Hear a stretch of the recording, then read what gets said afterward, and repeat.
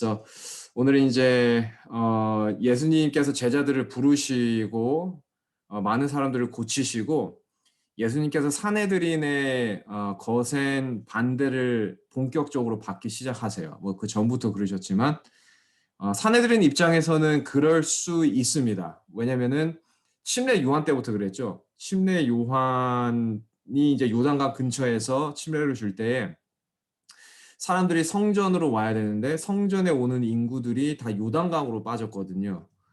그렇기 때문에 아무래도 종교 지도자들, 성전 중심이잖아요. 종교 지도자들의 신앙이나 또 이스라엘의 신앙은 성전 중심인데 언짢게 생각을 하는 것은 어쩌면 뭐 당연히 있었을 수 있는 일이다라고 생각이 됩니다. 침례 요한이 죽고 나서 그게 끝날 줄 알았는데 예수님께서 그걸 이어서 하시죠. 그래서 예수님께서는 침례 요한의 때보다 더 큰 이런 사람들의 지지를 얻게 됩니다. 하나의 이제 운동처럼. 그래서 사내들인 입장에서는 굉장히 언짢을 수 있습니다. 그래서 오늘은 이제 그 장면을 한번 볼 텐데 마가복음 3장에 한번 가보시겠습니다. 마가복음 3장 20절에서 22절. 3장 20절에서 22절. 오늘은 제가 읽겠습니다. 그냥 같이 이렇게 성경이 있으시면 찾으시고 또 핸드폰이 있으시면 같이 좀 이렇게 보시면은 좋을 것 같아요. 제가 읽겠습니다. 3장 20절에서 22절. 집에 들어가시니 무리가 다시 모임으로 식사할 겨를도 없는지라 예수의 친속들이 듣고 붙들러 나오니 이는 그가 미쳤다 하밀러라. 예루살렘에서 내려온 서기관들은 저가 바알세부를 지폈다 하며 또 귀신의 왕을 힘입어 귀신을 쫓아낸다 하니 이렇게 말하고 있어요. 예수님께서 지금 식사할 겨를도 없다라고 하면서 21절에 뭐라고 말해요? 예수님을 미쳤다라고 해요. 예수님의 가족들이 이제 예수님을 붙들러 왔다고 해요. 예수님이 미쳤다 이렇게 붙들러 온 건데 이 발언이 사실 예수님과 예수님의 가족의 관계를 지금 말해주고 있는 거거든요. 근데 이것을 저희가 좀 더 알기 위해서는 20절부터 시작을 해가지고 30절까지 나오는 이 한 이야기를 봐야 이 예수님과 예수님의 가족의 관계를 좀 더 잘 알 수가 있어요. 자, 여기 한번 보시면은 모임으로 식사할 겨를도 없는지라 이렇게 시작을 하면서 예수님의 가족이 왔다고 지금 말을 하고 있거든요. 그러니까 식사할 겨를도 없다는 것은 예수님께서 지금 사람들이 너무 많이 몰리기 때문에 사람들을 고치시고 사람들에게 사역하시느라 식사할 겨를도 없다라는 뜻이에요. 그러니까 마태복음 9장 32절에 가면은 이것을 좀 더 구체적으로 말하고 있어요. 마태복음 9장 32절. 이때에 지금 22절에 서기관들이 와서 예수님을 바알세불이라고 하잖아요. 바알세불이라는 것은 이제 귀신의 왕이라는 뜻인데 이때에 이런 일이 있었습니다. 마태복음 9장 32절 제가 읽겠습니다. 보시면은 저희가 나갈 때에 귀신 들려 병어리 된 자를 예수께 데려오니 이렇게 말하고 있어요. 그러니까 벙어리 된 자를 예수께 데려와서 33절 귀신이 쫓겨나고 벙어리가 말하거늘. 그러니까 지금 귀신 들린 사람들의 형태가 사실 성경에 조금씩 다르게 나타나는데 어떤 귀신 들린 사람은 이제 아이의 같은 경우 성경에 나오는 이게 귀신이 자꾸 불에 던지고 물에 던졌다라고 나오고 있고 간질의 현상이 나오고 있죠. 그리고 어떤 사람의 같은 경우는 잠시만요. 죄송합니다. 예. 어떤 사람의 같은 경우는 이 귀신이 들리니까 이게 자기를 자해하는 형태가 나와요. 그 이제 거라사의 광인 같은 경우. 지금 여기 같은 경우는 귀신이 들리고 나서 벙어리가 된 형태예요. 근데 이 벙어리를 예수님께서 고쳐주시거든요. 그러니까 귀신을 내쫓았다는 건데 귀신 들여서 벙어리 된 사람을 이제 고치시니까 지금 다시 마가복음 3장 22절에 돌아와서 서기관들이 이것을 보고 하는 말이 예수님 바알세불 아니냐라고 말을 해요. 이게 재밌는 발언이에요. 바알세불이라는 말을 쓰는데 이 바알세불이 뭐냐면은 귀신의 왕이라는 뜻이에요. 귀신을 쫓아낼 수 있는 권세를 가졌으니까 혹시 귀신의 왕이 아니냐, 귀신에게 명령하면 귀신이 들으니까 그런 것이 아니냐. 그래서 예수님은 평강의 왕이시잖아요. 근데 평강의 왕께서 지금 귀신의 왕이라고 불리우고 계시는 거예요. 여기서 굉장히 재밌는 장면이죠. 자, 여기 이제 서기관들이 와서 이렇게 말을 했다고 하는데, 이 서기관들은 서기관들을 영어로 보시면은 이 사람들을 어떻게 표현했냐면 좀 구체적으로 teachers of the law라고 표현했어요. teachers of the law가 뭐냐면은 율법을 가르치는 선생, 뭐 교사, 율법사, 율법 교사 뭐 이런 뜻입니다. 그래서 제가 사실 서기관이라는 뜻을 보면은 원래는 어떤 뜻이냐면은 모세 율법에 능통한 자 뭐 이런 뜻이에요. 모세 율법에 능통한 자. 그러니까 이 서기관들이 예수님에게 바알세불이라고 이렇게 말을 했는데 모세 율법에 보면요. 분명히 다른 영의 지배를 받은 사람에 대해서 이렇게 말을 하고 있어요. 지금 서기관들이 지금 모세 율법을 잘 아는 사람들이 하는 발언이잖아요. 그래서 한번 이 신명기에 보시면은 신명기 13장에 보시면은 신명기 13장 1절에서 2절을 제가 읽겠습니다. 13장 1절에서 2절. 너희 중에 선지자나 꿈꾸는 자가 일어나서 이적과 기사를 내게 보이고 내게 말하기를 내가 본래 알지 못하던 다른 신들을 우리가 쫓아 섬기자 하며 이적과 기사가 그 말대로 이룰지라도 그러니까 1절부터 2절의 말씀을 보시면은 너희 중에 선지자 혹은 꿈꾸는 자 뭐 내가 하나님께 이상을 받았다 이런 사람들이 막 이적을 보이고 갑자기 뭐 기사를 이렇게 행하고 그러면서 말하기를 우리가 다른 신을 쫓자 이렇게 말을 하면은 그 말이 사실대로 이룰지라도 3절에 이렇게 말을 하고 있어요. 너는 그 선지자나 꿈꾸는 자의 말을 청종하지 말라 이렇게 말을 하고 있어요. 그러니까 이제 이 뭐 거짓 선지자라고 우리가 말을 하기도 하고 이제 이런 사람들이 종종 있었던 것 같아요. 귀신을 쫓아내는 사람들이 정말 있을 수도 있고 이적을 행하고 뭐 없었던 게 뭐 이렇게 뭐 생기게도 하고 뭐 낫게 하고 뭐 이런 사람들이 있었던 것 같아요. 그러면서 이제 이 사람들의 목적은 뭐냐면은 우리가 다른 신들을 쫓자 이렇게 분명히 말을 하고 있어요. 그러니까 지금 다른 영의 지배를 받는 사람들이거든요. 지금 신명기 13장에 나오는 이 사람들은. 근데 이 사람들은 분명한 목적이 있어요. 이 사람들이 행하는 이적과 기사의 성격이 굉장히 분명해요. 뭐냐면은 다른 신들을 섬기게 하려는 목적이에요. 그러니까 이게 뭐냐면 하나님과의 단절을 의미하거든요. 그러니까 이적과 기사를 행함으로써 하나님께 이끄는 게 아니라 사람들을 하나님의 품성을 대변하는 게 아니라 어떻게 하면은 사람들을 하나님과 단절시킬까? 우리가 다른 신들을 쫓자라고 하잖아요, 지금. 이게 이 사람들의 목적인 거예요.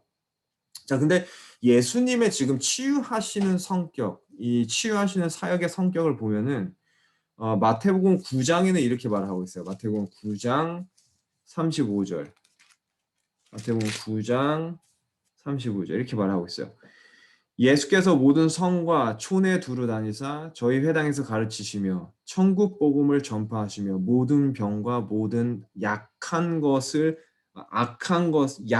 고치신다 이렇게 말하고 있거든요. 이 바로 전이 뭐냐면은 34절이에요. 34절에 보면은 귀신의 왕을 빙자한다. 뭐 바알세불이라는 말을 지금 예수님께서 들으신 거거든요. 34절 다음에 바로 35절이 오는데 35절에 분명하게 마태는 의도적으로 예수님의 사역의 성격을 말을 하고 있는 거예요. 예수님께서 귀신을 쫓아내는 이적과 기사를 행하는 것은 사람들로 하여금 다른 신들을 쫓게 하는 신명기에서 말하는 그런 성격이 아니라 지금 35절에 나오는 뭐라고 말씀하세요?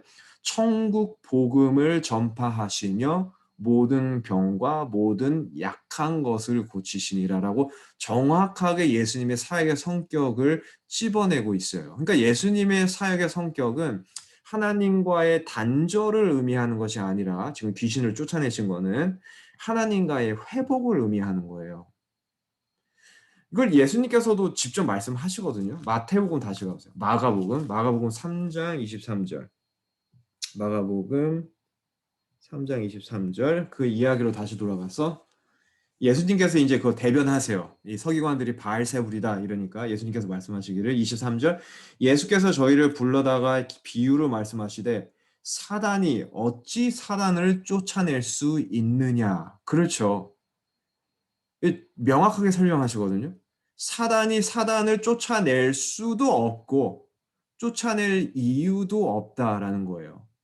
귀신 들렸으면 사단이 기뻐할 일이지 왜 굳이 이 귀신을 쫓아내겠느냐. 이런 이제 뜻이죠. 그래서 예수님께서도 예수님의 사역의 성격을 분명하게 찝어내세요. 다른 신들을 섬기게 하려는 미혹하려는 영의 지배를 받으시는 것이 아니라 천국 복음을 전파하시는 성령의 지배를 받으셔서 지금 이 귀신 들린 자를 고치셨다라는 것이죠. 그러니까 모세 율법에 이게 지금 기록되어 있잖아요. 방금 전에 저희 읽은 신명기 14장에 보면은 13장에 보면은 그런데도 불구하고 이 율법사들은 모세 율법에 능통한 자들인데 이것을 몰랐을 리가 없거든요. 근데 이것을 모르는 척을 하는 거예요. 그러니까 명백히 이게 드러났는데 예수님께서 고치신 일이 바알세불이 아니라는 것이 명백히 드러나는데도 바알세불이라고 서기관들이 말을 하는 것은 이거 어떤 거절일까요? 고의적인 거절입니다. 이게 중요한 부분이에요. 고의적인 거절. 그러니까 누가 봐도 이건 너무 명백해요.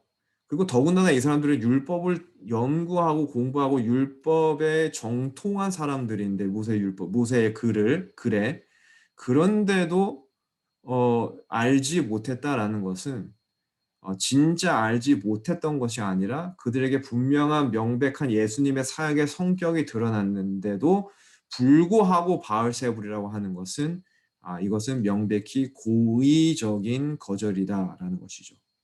그러니까 성령께서 지금 예수님의 사역을 통해서 사람들에게 감화를 끼쳐 주시잖아요. 성령께서 지금 감화를 사람들의 마음속에 끼쳐 주시는데 이것에 굴복하기를 거절하는 거예요.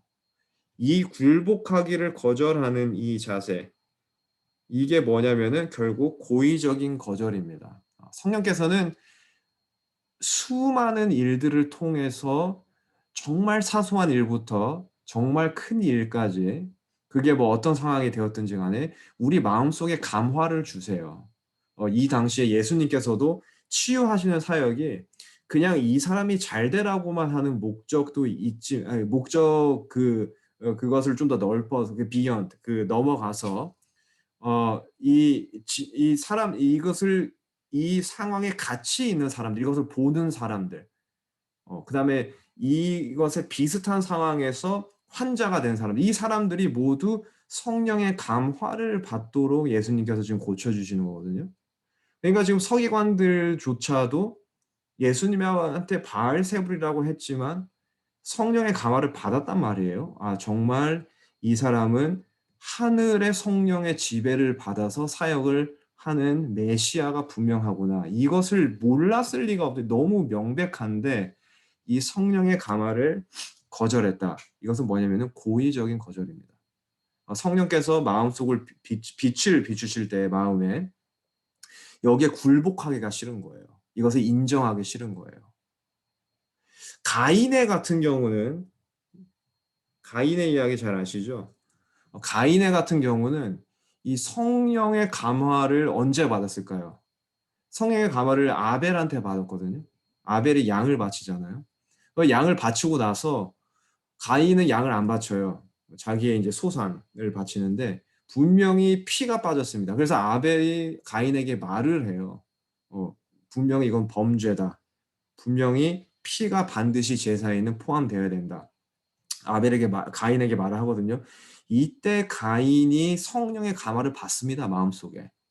그 질책하는 음성에 아벨이 이렇게 뭐 비난하는 게 아니라 정말 잘못된 것을 시정하고 하나님 앞에 바로 서도록 가인을 인도한 거거든요. 성령의 감화를 받아요. 마음속에 가인이.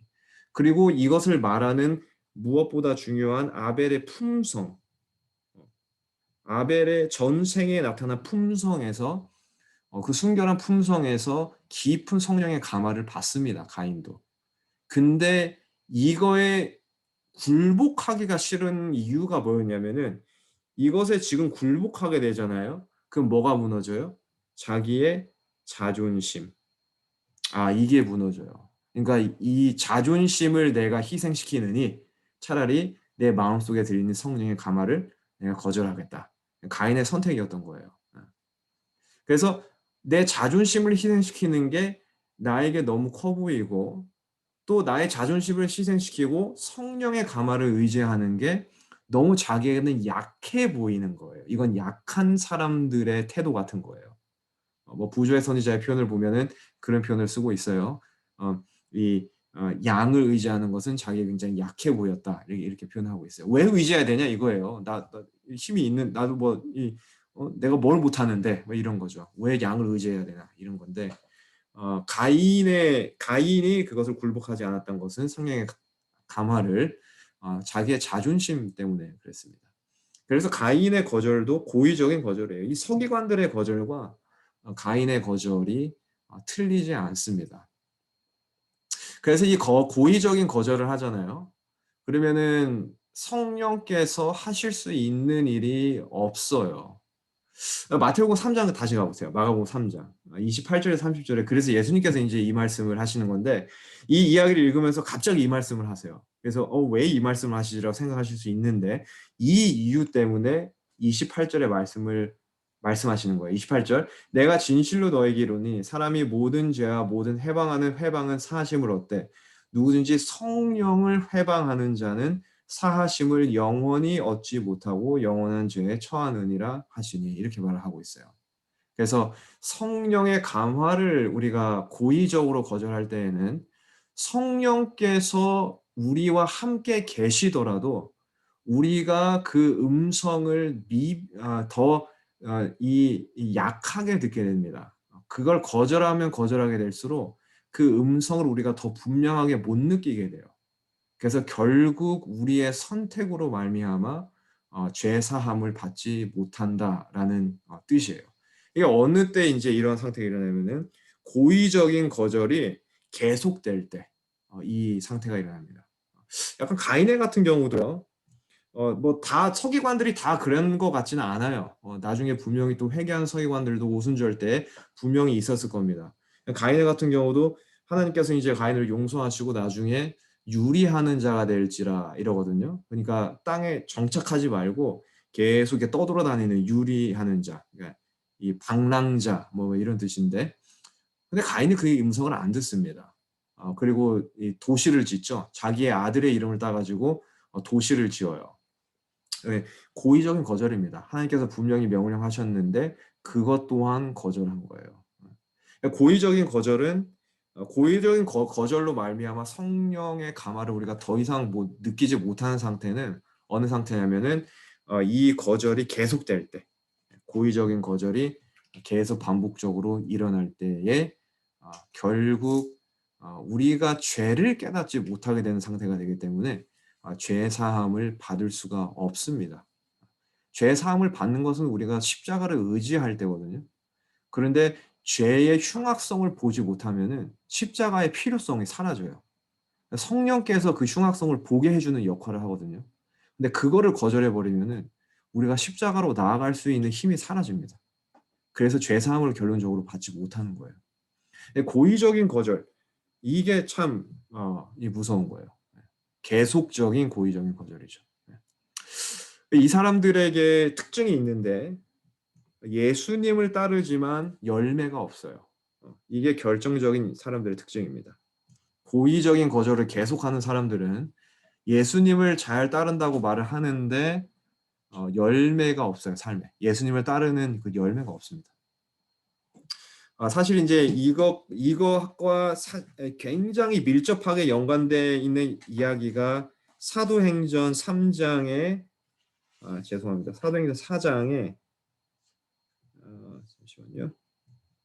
사도행전 4장에 베드로의 이야기예요. 1절부터 12절까지 이제 베드로의 이야기가 나오는데 이것을 이제 이번 주 말씀 토요일 날 이제 말씀을 나눌 때에 이 부분을 좀 다루려고 합니다. 이 이야기를 보시면은 이 열매 예수님을 따르지만 어떻게 열매를 맺는 부분을 베드로가 어떻게 열매를 맺었는지 그 부분을 사도행전 4장에 보여주고 있어요.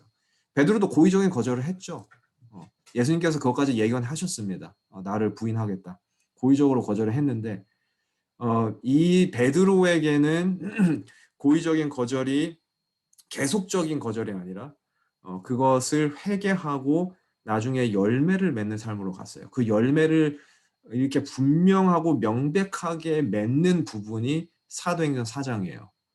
이제 그것을 저희가 이제 이번 주 토요일 날 사실 이렇게 같이 볼 텐데 그래서 다시 본론으로 돌아가서 고의적인 거절을 계속하는 사람들에게는 예수님을 따르지만 열매가 맺지 않습니다. 근데 이게 똑같은 상태가 있어요. 마태복음 12장에 가보시면은 마태복음 12장 가보시면은 43절에서 45절 43절에서 45절 여기 이렇게 말하고 있습니다. 더러운 귀신이 사람에게서 나갔을 때에 물 없는 곳으로 다니며 쉬기를 구하되 얻지 못하고 이에 가로되 내가 나온 내 집으로 돌아가리라 하고 와보니 그 집이 비고 소재되고 수리되었거늘 그러니까 43절부터 45절 보니까 귀신이 들렸었어요. 보니까 사람이 집에 귀신이 있었다라고 말하고 있어요. 비유적으로 말씀하신 건데 이 성경에서 보면 집은 우리의 인생, 우리의 품성을 말합니다. 그러니까 사람 귀신이 들린 사람, 집에 귀신이 있었다. 귀신이 들린 사람이다. 이제 이런 뜻인데, 근데 이 귀신이 나갔어요. 이 집에서. 그러니까 이 사람에게서 귀신이 나갔다는 것이죠. 그래서 이 43절을 보니까 물 없는 곳으로 다니면 쉬기를 구하되 얻지 못하고 귀신이 이제 갈 데가 없는 거예요. 이 사람이 이제 귀신과 함께 동행하지 않으니까. 44절 이에 가로되 내가 나온 내 집으로 돌아가리라 하고 와보니 그 집이 비고 수제되고 수리되었거늘. 45절 이에 가서 저보다 더 악한 귀신 7을 데리고 들어가서 가하니 그 사람의 나중 형편이 전보다 더욱 심하게 되느니라. 이 악한 세대가 또한 이렇게 되리라. 45절에 보니까 이 귀신이 더한 귀신을 데리고 이 집에 다시 들어가요. 이게 이제 예수님께서 비유를 이제 들어갔다라는 표현을 쓰셨는데 사실 이 집이 동의하지 않으면 귀신은 들어올 수 없습니다. 그러니까 귀신이 들어갔다는 말은 이 집도 귀신이 들어오기를 동의했다는 거예요. 죄는요. 우리가 사단이 끊임없이 우리 죄를 유혹하지만 우리가 결정적으로 죄에 동의하지 않으면은 죄가 우리 삶에 들어올 수 없어요. 근데 우리의 본성과 본능이 그 죄에 많은 순간에 동의를 하기 때문에 죄가 들어오는 거거든요. 귀신도 마찬가지예요. 이 집에 들어왔다는 것은 그냥 아무런 동의 없이 들어온 게 아니라 이 사람의 동의하에 들어온 거예요. 그러니까 이 사람이 한때는 죄를 싫어하고 귀신을 싫어해가지고 귀신을 쫓아내고 하나님과 동행하기로 선택을 했는데 지금은 조금 그 기간이 지나고 나서 다시 어떻게 해요? 다시 예전의 상태로 돌아갔는데 귀신이 그 집에 더 악한 귀신을 데리고 들어가니까 지금 뭐라고 말해요? 이 사람의 상태가 나중 형편이 전보다 더 심했다라고 말하고 있어요. 그러니까 전에 들어갔던 그 상태보다 귀신이 다시 들어갔을 때 상태가 훨씬 좋지 않았다라고 말을 하고 있는 거예요. 이 사람들 특징이 있습니다. 이 사람들 특징이 뭐냐면은 성령의 감화를 등한히 여긴 사람들입니다. 처음에는 성령의 음성과 감화를 감사한 마음으로 받아들이고 회개를 했던 사람들 같아요. 그래서 예수님과 같이 동행하기로 결심했던 사람들인데 이것이 계속 가야 되는데 날마다의 경험으로 가야 되는데 어느 순간에 와서 이 성령의 감화를 등한히 한 사람들이에요. 그러니까 누가 들어와요? 성령의 감화를 등한히 할 때는 죄가 들어옵니다. 우리 삶에. 귀신이 다시 들어오는 거예요. 그런데 이게 이제 무서운 부분인데 다시 죄가 들어오니까 예전의 상태보다 지금의 상태가 더 나빴다라고 말하고 있어요. 이 사람들의 상태도 사실 결론적으로 똑같습니다. 예수님을 따른다고 말을 하는데 삶에 뭐가 없어요? 열매가 없는 사람들이에요. 똑같습니다. 그러니까 처음에는 성령의 지배를 받았는데 나중에는 그 지배를 받기를 등한히 한 사람들. 마찬가지로 예수님을 따르지만 열매가 없는 사람들인 거죠. 그래서 저희가 방금 전에 처음에 봤던 성령의 감화를 고의적으로 거절한 사람들,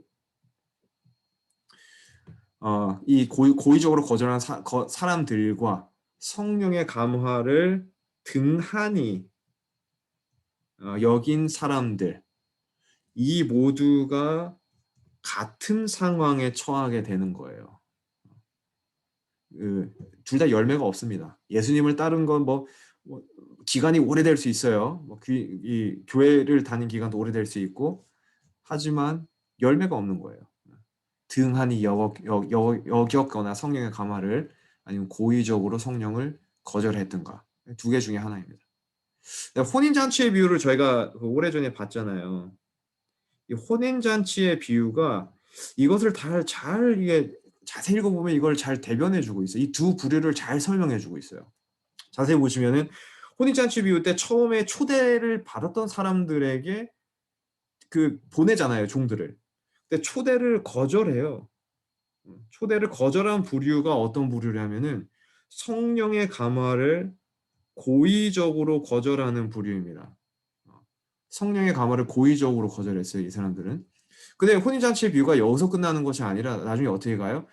이제는 사람들이 거리에 나가가지고 초대를 해서 초대에 이다 왔어요. 성령의 감화에 응한 것처럼 왔는데 누가 있냐면은 혼인 예복을 입지 않은 사람이 있는 거예요. 이 사람은 누군가? 그러니까 성령의 감화에는 음성에는 응해가지고 응해서 혼인잔치에 왔는데 성령의 감화를 날마다 받기를 등한히 한 부류예요. 이건 등한히 한 부류입니다. 그래서 뭐가 없어요? 옷을 입고 있지 않은 거예요. 예복. 옷을 입고 있지 않다는 것은 뭐냐면은 예수님을 따르는데 뭐가 없는 거예요? 열매가 없다라는 뜻하고 똑같습니다. 이 고의적으로 거절하는 것도 이 무서운 거지만 등한히 여기는 것도 같은 결과를 초래한다는 것을 우리가 알고 있어야 돼요. 열매가 없습니다. 자, 그러면서 예수님의 가족의 이야기가 나오는데 예수님의 가족의 이야기로 다시 넘어가서 마태복음, 마가복음 3장 21절로 가보시면은 이 미쳤다라고 하잖아요. 지금 제 성경에는 그 표현을 그대로 쓰고 있는데 예수의 친속들이 듣고 붙들러 나오니 이는 그가 미쳤다 하밀러라. 그러니까 예수님의 가족들도 예수님의 사역에 동의를 할 수가 없는 거예요. 동의를 못 하는 거예요. 예수님의 사역에. 그러니까 성령의 감화가 그들에게 끼쳤어요. 예수님의 가족에게도. 예수님께서 같이 자랐습니다. 형제들과. 그런데 예수님께서 지금 사내들인의 비난을 받고 있잖아요. 사내들인과 관계가 굉장히 안 좋잖아요. 서기관들하고 또 뭐 바리새인들하고 관계가 안 좋은데, 그러니까 예수님께서 받는 비난이 이 사람들이 예수님의 형제라는 이유로 같이 받는 거예요. 자기들이 그 비난을. 그래서 그 비난 때문에 성령의 감화를 분명히 받았는데, 이 나의 형제는 다르구나. 정말 메시아구나. 마리아에게서 왜 못 들었겠어요. 어렸을 때부터 들었겠죠. 메시아 혹은 이 특별한 사명이 있다는 것을 분명히 들었을 거예요. 형제들도.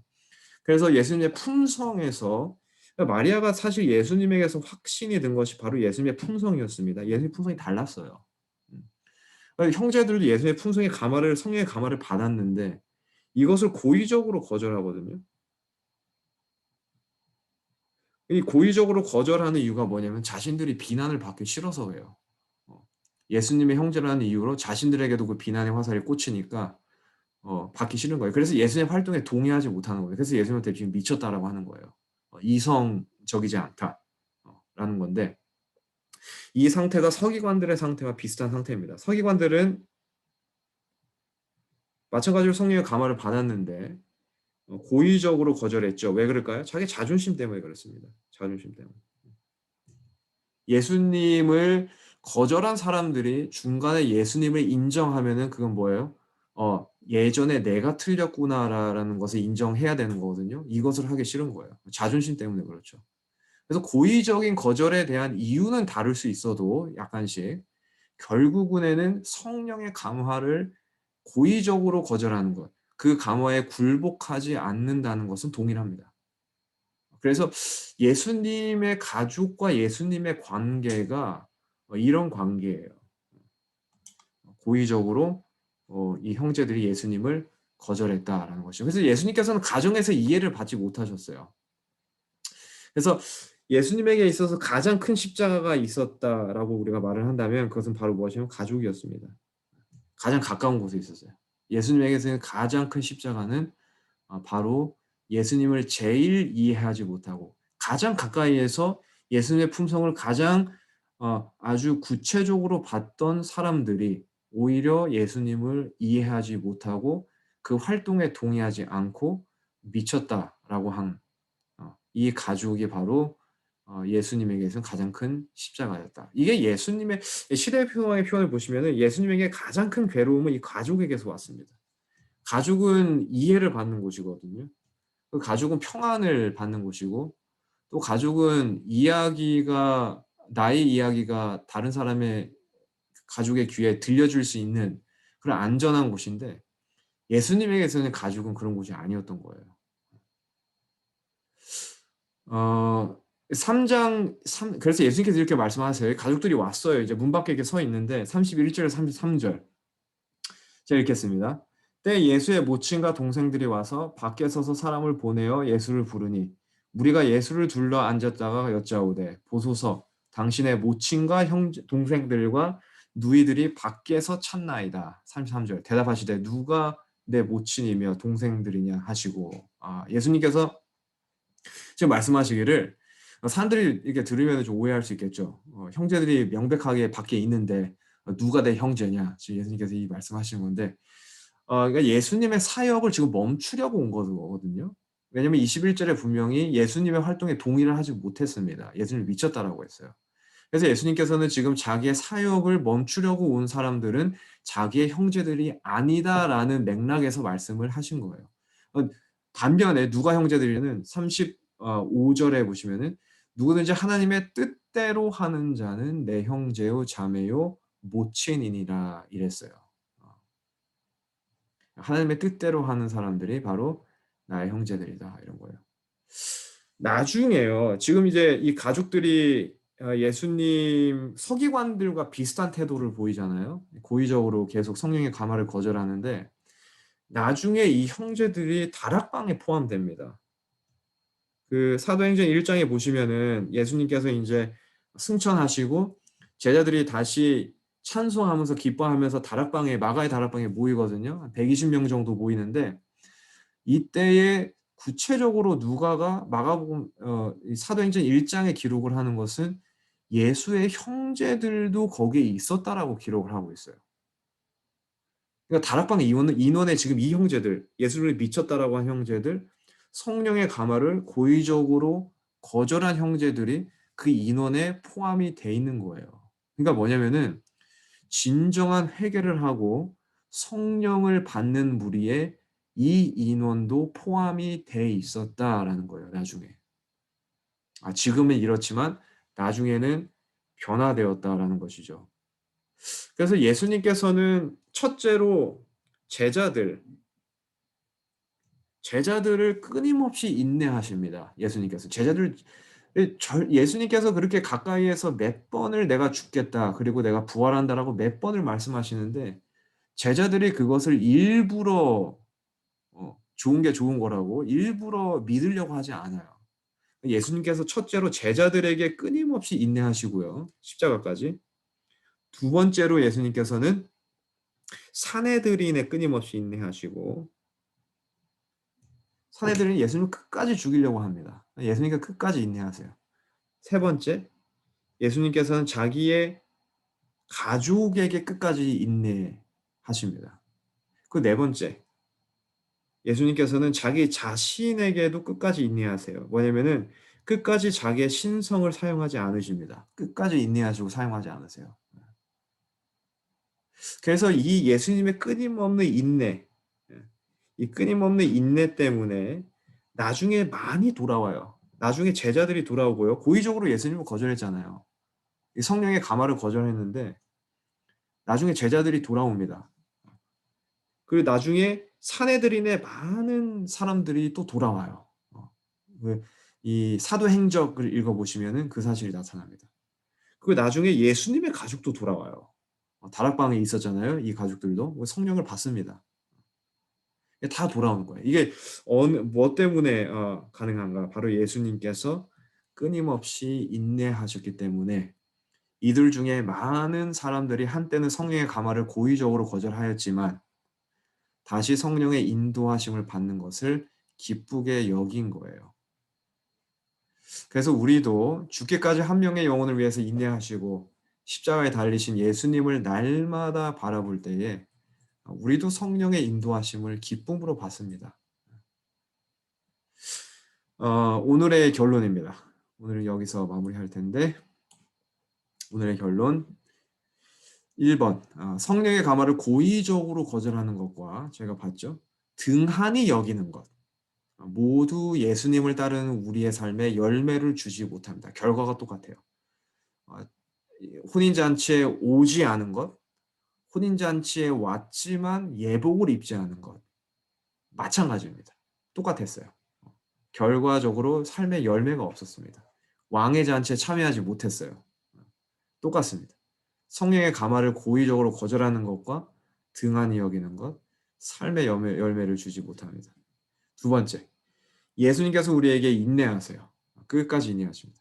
그래서 이 부분이 이제 중요한 부분인데 죄에 대한 유일한 방어는 인내하면서 날마다 성령의 감화를 귀중히 여기면서 우리가 예수님과 산 연결을 맺는 거예요.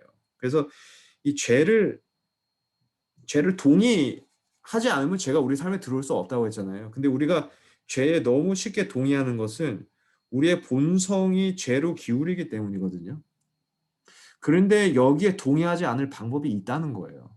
이게 뭐냐면은 우리가 날마다 성령의 감화를 귀중히 여기고 우리가 날마다 예수님과 산 연결을 맺을 때에 이것이 바로 죄에 대한 유일한 방어라는 것이죠. 이 산 연결, 예수님과의 산 연결. 이것은 한 번의 경험이 아니라 날마다의 경험입니다. 성령을 등한히 여기지 않는 것은 우리가 오늘 성령을 구하지만 다음 주에 또 임하는 구했으면은 다음 주에 구하면 되겠지 라는 것이 아니라 우리가 오늘도 내일도 날마다 성령의 감화를 우리가 구하고 성령을 구하고 예수님과 산 연결을 맺을 때에 죄에 대한 유일한 방어를 할 수 있다라는 것이죠. 우리에게는 이 힘이 없습니다. 우리 할 수가 없어요. 동의를 하는 것은 최종적인 우리의 선택이지만 죄를 막을 수 있는 능력은 우리에게 단 한 개도 없습니다. 이것은 오직 성령 하나님께서 예수님의 십자가를 우리에게 적용시켜 주실 때 가능한 거예요. 근데 이게 한 번의 경험이 되니까 자주 우리 삶에 문제가 생기는 겁니다. 이게 날마다의 경험, 매 순간의 경험이 되어야 되는 것이죠. 그래서 제가 최근에 어떤 청년하고 이렇게 말을 하게 됐는데 이 청년이 사실은 어느 날 저에게 찾아왔어요. 이제 팬데믹 훨씬 전이죠. 찾아와 가지고 이 죄에 대한 고민을 하고 있는 청년이었어요. 이 청년에게 은밀한 죄가 있었습니다. 그래서 저에게 이제 찾아왔어요. 너무 괴로운 거예요, 자신도. 이 죄를 정말 해결하고 싶은데 이게 자꾸 반복이 되는 거예요. 이게 성경을 읽을 때나 뭘 할 때는 이 죄가 잘못됐다. 죄로 돌아서면 안 되겠다라는 것이 인식이 되는데 다시 자기의 삶에 돌아가면은 다시 이 죄의 유혹이 오고 그 유혹에 자기가 너무 그냥 쉽게 동의를 하고 빠지니까 이게 이제 괴로운 거예요, 이 청년은. 이게 이제 계속 반복이 되니까 이게 너무 힘들어 가지고 이제 저를 찾아온 거죠. 그래서 저희가 같이 이제 기도를 하고 저희가 같이 이제 말씀을 나누고 헤어졌습니다. 이 청년이 몇 달 전에 저에게 다시 연락을 했어요. 그러면서 저에게 이제 말을 하더라고요. 자기가 드디어 무엇인가 해결책을 찾았대요. 제가 궁금했습니다. 과연 그 반복되는 죄를 어떻게 해결했는가 했더니 이 청년이 하는 말이 자기가 예전에 이 죄를 해결하려고 했을 때는 자기가 그거를 해결하려고 했는데 그렇게 하니까 되는 게 하나도 없더래요. 그래서 이 방법을 바꾸어 가지고 자기가 이 죄를 해결하는 것이 아니라 물론 이제 결정은 최종적으로 자신이 하는 거지만 이 모든 문제를 기도로써 예수님께 가져갔답니다. 그랬더니 참 희한하게도 그 죄의 유혹이 들 만할 때에 모든 걸 다 멈추고 그냥 그 자리에서 기도를 하고 예수님에게 그 죄들을 다 내려놓고 예수님에게 그 능력을 구하니까 희한하게도 그 반복되는 죄를 짓고 싶은 마음이 많이 사라지더래요. 그래서 저한테 이제 기뻐 가지고 전화를 한 거예요. 예전에는 내가 한번 해결해 보려고 했는데 알고 보니까 되니까 안 되더라 이거예요. 해 보니까 안 되더라. 이 모든 문제를 먼저 예수님에게 내려놓고 예수님에게 가져가니까 조금씩 해결되기 시작하더라. 굉장히 귀중한 감정입니다. 이게 이 청년은 이걸 경험한 거예요. 죄에 대한 유일한 방어. 이 방어는 우리가 날마다 예수님과 산 연결을 맺는 것. 성령의 감화를 우리가 귀중히 여기고 그 감화에 굴복하는 것. 이것이 바로 죄에 대한 유일한 방어입니다. 서기관들은 아쉽게도 이때 그걸 하지 않았던 것 같아요. 많은 사람들이 하지 않았겠죠. 제자들도 자기들의 이기심을 끝까지 놓지 못했습니다. 하지만 예수님께서 인내하셨기 때문에 그 인내하시는 예수님의 품성을 이 제자들이 바라봤을 때에 그 인내하시는 품성이 이 제자들을 하여금 변화될 수 있게 한 것이죠. 오늘 여기까지 하겠습니다. 혹시 질문 있으시면은